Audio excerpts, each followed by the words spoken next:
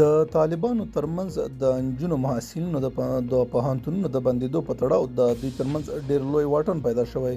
په سلامونه هرکلی کوم، که غواړئ چې بشپړ معلومات ترلاسه کړئ نو تر پایه راسره اوسئ.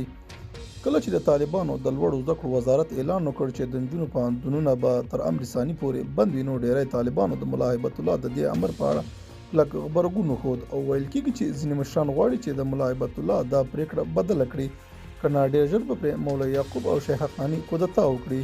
د دې لپاره ملا هیبت الله خپل ساتونکي بدل کړي او د ساتلو لپاره د طالبانو استخبارات ورغوښتي دي.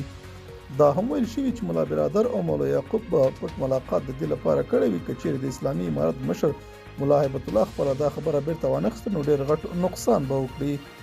دا زموږ نننی چمتو شوی مطلب. تر بیا ښه وخت او ښې چارې.